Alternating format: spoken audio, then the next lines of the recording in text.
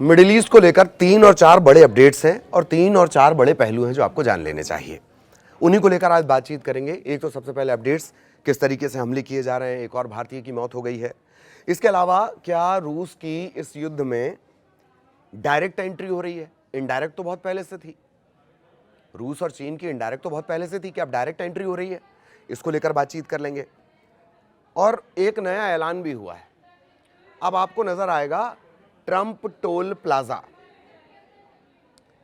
जैसे एक्सप्रेसवे से आप गुजरते हैं, यमुना एक्सप्रेसवे से, फलाना ढाबा यहां नहीं खाया तो क्या खाया, तो क्या आपको अब यह भी नजर आने वाला है ट्रंप टोल प्लाजा? क्यों ये बात कही गई होगी, जबकि रूबियो कह रहे थे कि वहां तो कोई टोल लगा ही नहीं सकता?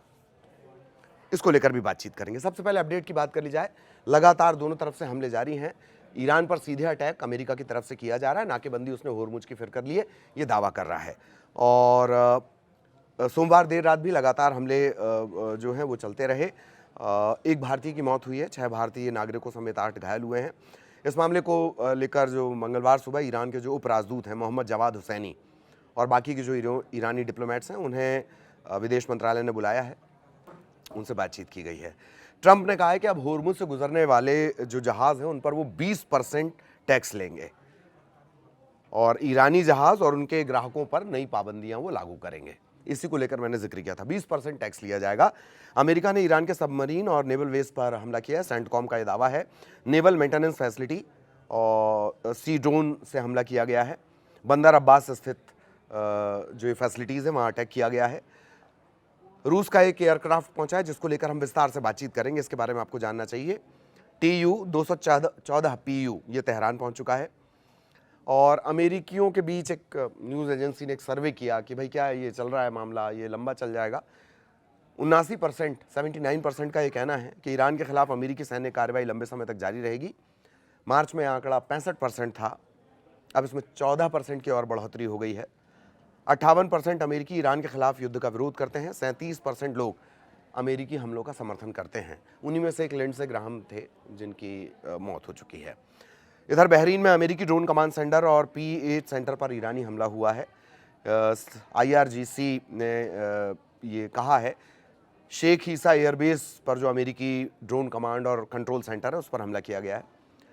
हेलीकॉप्टर का रखरखाव, मरम्मत, P8 इलेक्ट्रॉनिक वॉरफेयर विमान का हैंगर, वहां पर अटैक किया गया है। ट्रंप ने एक और बड़ा बयान दे दिया है कि ईरान के जो नए सुप्रीम लीडर हैं मुस्तफा खामनेई, वो 90% खत्म है। शीर्ष सैन्य नेतृत्व लगभग पूरी तरह से खत्म है। फॉक्स न्यूज से बात करते हुए कह रहे थे। अब ट्रंप के बयानों को लेकर आप ये नहीं पूछेगा कि उनके बयानों को कैसे आप देखते हैं।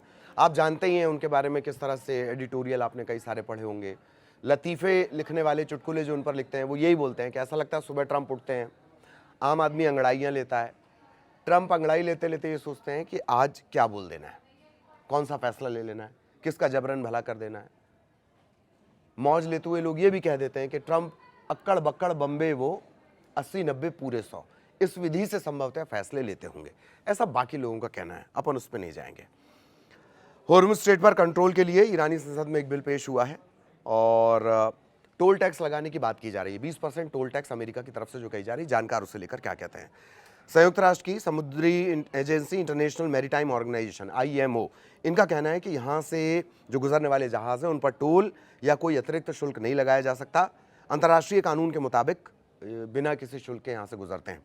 13 मील, एक तरफ ओमान है एक तरफ ईरान है, दोनों जगह से मान लीजिए कि 13 मील जो होगी, 20-22 किलोमीटर, वहाँ तक तो ईरान और ओमान अपना दावा करेंगे, लेकिन उसके बाद का जो एरिया रहेगा वो हो जाता है इंटरनेशनल। ठीक, अमेरिका अपने ही तर्क को कमज़ोर कर रहा है, ये भी कहा जा रहा है। अमेरिका खुद अगर टोल वसूलेगा तो वो सिद्धांत को कमज़ोर करेगा। अब तक वो ईरान का विरोध करता आया है। फ्रीडम ऑफ नेविगेशन, यानी समुद्री मार्गों की जो आवाजाही वो फ्री होनी चाहिए, खुद अमेरिका कह रहा था। कब कहा ये भी जान लीजिए।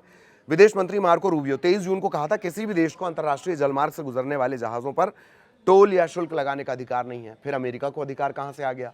ट्रंप कैसे ये बात कह दे रहे हैं? इसी वजह से मैंने कहा अक्कड़ बक्कड़ बम्बे वो, हो सकता है ऐसा करते हो, पता नहीं। ईरान के हमलों और धमकी के जवाब में दरअसल अमेरिका के पास अब, पहले कहा कि परमाणु फैसिलिटीज उड़ा देंगे, 30 मिनट में ये कर देंगे, वो कर देंगे। फिर उससे पहले कहा था कि सत्ता बदल दी जाएगी, रजीम तख्ता पलट कर दिया जाएगा, वो भी नहीं हो पाया। परमाणु जो फैसिलिटीज हैं वो नष्ट कर देंगे, वो भी नहीं हो पाया।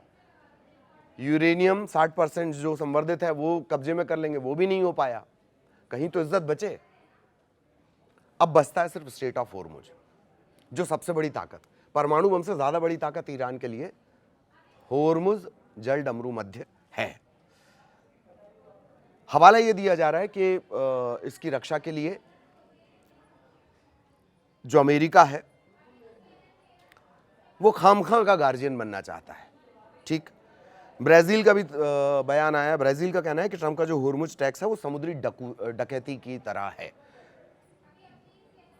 लूला दा सिल्वा जो हैं और 20% टैक्स लगाने की योजना को लेकर उनका ये रिएक्शन आया है। ये सारे अपडेट हैं। ईरान ने ये दावा किया है कि अमेरिका के MQ-1 ड्रोन को उसने मार गिराया है। जो ईरान की सरकारी मीडिया एजेंसी, उसने ये दावा किया है। और अमेरिकी हमलों ने ईरान को दशकों पीछे धकेल दिया। ये कौन कह रहा है? ये कहना है ट्रंप का। तो ये इस तरह से हालात जो हैं वो बातचीत से बेपटरी होकर, MOU से बेपटरी होकर यहाँ पर आ गए। अब दूसरा पहलू इसका है कि आखिर अचानक से ईरान का जो नेशनल नैरेटिव है वो सेट होकर बदले पे कैसे आ गया। इससे पहले तो मजबूती पर था, इससे पहले स्टेट ऑफ होर्मुज पर था, लेकिन 11 जुलाई को आखिरकार जो मुस्तफा खामनेई, उन्होंने क्या कहा? ईरान में खून का बदला खून। अब ये सेंट्रल टॉपिक हो गया, यही सेंट्रल मुद्दा हो गया है। 11 जुलाई को मुस्तफा ने कहा था अपने पिता और 2 युद्ध में शहीदों का बदला लूंगा, और उसके बाद से वो जो बदले वाले सेंटिमेंट्स हैं, जैसे लिंडसे ग्राहम की जब मौत हुई है, उसे लेकर बाकायदा वहां जश्न का माहौल है, क्योंकि वो भी इसी हिट लिस्ट में थे। वो जो 13-14 नाम की हिट लिस्ट है, जिसमें सबसे ऊपर ट्रंप और नेतन्याहू हैं, जॉर्जिया मेलोनी हैं, उसमें लिंडसे का भी नाम था। तो वहां उनकी मौत का जश्न मनाया जा रहा है। तो खून का बदला खून, ये वाली थ्योरी अब चल रही है। मतलब क्या ईरान आर या पार के मूड में है? अब एक और बड़ी बात, ट्रंप कह रहे हैं गुरुवार रात 9 बजे, यानी भारतीय समय के मुताबिक मान के चलिए कि शुक्रवार सुबह 6:30 बजे के आसपास का होगा। पिछली बार भी 6:30 बजे मीडिया वालों को इसने जगा दिया था। किसने? ट्रंप ने। उठो काम करो टाइप्स। तो वो कह रहे हैं कि शुक्रवार भारतीय समय के हिसाब से शुक्रवार सुबह 6:30 बजे के आसपास वो एड्रेस करेंगे। तो पूरी दुनिया की निगाहें उन पर हैं। अब वो आर या पार के मूड में आते हैं, या सिर्फ ये मार्केट के सेंटिमेंट को बनाने, सुधारने, बिगाड़ने का एक घटनाक्रम सामने आता है। तो पूरी दुनिया की निगाहें ट्रंप पर टिकी होंगी, क्योंकि अगर स्टेट ऑफ होर्मुज में स्थितियां यही रहीं तो याद करिए वो दिन जो 100 दिन की जंग के दौरान आपके पास आए। पूरी दुनिया की ऊर्जा आपूर्ति पूरी तरह बाधित हो जाएगी, और अब वो कमोबेश वही स्थिति पहुंच रही है। मैरीटाइम के जो जहाज़ों की आवाजाही के जो आंकड़े सामने आ रहे हैं, लगभग मामला वहां पर ठप जान पड़ता है। पहले का तय रूट, फिर ओमान की तरफ का रूट, और फिर ईरान की तरफ का रूट। इससे जरा भी इधर उधर हुआ तो ईरान की तरफ से मिसाइलें दाग दी जा रही हैं, अमेरिका हमला कर रहा है, फिर उलट ईरान जो है वो खाड़ी देशों पर हमला कर रहा है। तो अब गुरुवार रात क्या कहते हैं, क्या गुरु ज्ञान वो देते हैं, इस पर सबकी निगाहें टिकी रहेंगी। ईरान का नैरेटिव सेट हो गया, लेकिन अब बात आती है कि क्या रूस इस जंग में डायरेक्ट एंट्री कर रहा है? एक प्लेन भेज देना तो यही दिखाता है। ये प्लेन ऐसा वैसा नहीं है। तेहरान में जो रूस का विमान उतरा है उसका नाम है TU-214 PU 214 PU। ये सामान्य विमान नहीं है, इसका नाम डूम्सडे प्लेन इसे कहा जाता है। प्रलय या कयामत के दिन काम में आने वाला ये विमान कहा जाता है। खासियत क्या है? इसके जरिए युद्ध के सबसे भयानक और परमाणु संकट के हालात में भी देश और सेना को किसी तरह कंट्रोल किया जा सकता है। हालात बहुत बुरे हो गए, परमाणु बम का हमला हो गया, परमाणु हथियारों से हमला हो गया, लेकिन इसके जरिए आप एक तरह से कमांड और कंट्रोल सेंटर एकदम सेपरेट चला सकते हैं। उड़ता फिरता आप इसे समझ लीजिए कि कमांड सेंटर अपने आप में एक उड़ता फिरता देश है। जमीन से संपर्क कटने की स्थिति में भी इसमें जो टॉप लीडरशिप है वो सैन्य अधिकारी, और उनको आसमान के जरिए ही पूरे ये निर्देश दे सकते हैं। बावजूद इसके कि आपका संपर्क, आपका कम्युनिकेशन किसी तरह का ना हो, लेकिन इसके जरिए मैसेज दिया जा सकता है, सेना को निर्देश दिया जा सकता है। एनक्रिप्टेड कम्युनिकेशन इसकी खासियत है, अभेद्य संचार, उसे भेदा नहीं जा सकता। सुरक्षित और इनक्रिप्टेड यानी गुप्त satellite communication special data link और जैमर रोधी तकनीक इसमें लगी हुई है। मतलब आसमान से ट्रेस नहीं किया जा सकेगा, डाटा आप कोई भेजेंगे उसे इनक्रिप्ट नहीं किया जा सकेगा। अव्वल चीज़ तो पकड़ा ही नहीं जा सकेगा, लेकिन पकड़ भी लिया तो उसे इनक्रिप्ट करना मुश्किल होगा। परमाणु हमले से बचाव, दावा ये किया जा रहा है कि इसकी बॉडी को इस तरह से मजबूत किया गया कि परमाणु विस्फोट से जो इलेक्ट्रोमैग्नेटिक पल्स EMP निकलती हैं उससे ये बेअसर रहेगा। करीब करीब 850 किलोमीटर प्रति घंटे की रफ्तार से उड़ सकता है और एक बार में बिना रुके 6500 से 7000 किलोमीटर का सफर तय कर सकता है। और इसका संचालन रूस की जो रोशिया स्पेशल फ्लाइट स्क्वाड्रन है, ये सीधे राष्ट्रपति की उड़ानों का जिम्मा संभालती है, वो टीम इसका संचालन करती है। तो इससे आप ये अंदाजा लगा लीजिए कि स्थितियां अब युद्ध की क्या हो चली है। क्या रूस की डायरेक्ट एंट्री, क्या जो ट्रंप टोल प्लाजा नया खुलने वाला है वो अपनी बात को काटेंगे, या फिर वो जब गुरुवार को आएंगे सबको एड्रेस करेंगे तो फिर से वो पलट जाएंगे, कोई नई बात लेकर आ जाएंगे। इन तमाम चीज़ों पर हमारी भी निगाहें टिकी हुई हैं और इन्हीं सब पर टिका हुआ है पूरी दुनिया का भविष्य।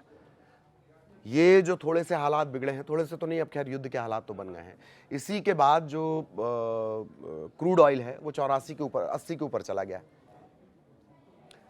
मार्केट के जो सेंटीमेंट है वो धड़ाम हो रहे हैं, यानी शेयर बाजार की आज की जो ओपनिंग हुई है वही बहुत कमज़ोर हुई है और आपकी जेब पर जो असर पड़ना है सो तो पड़ना ही पड़ना है।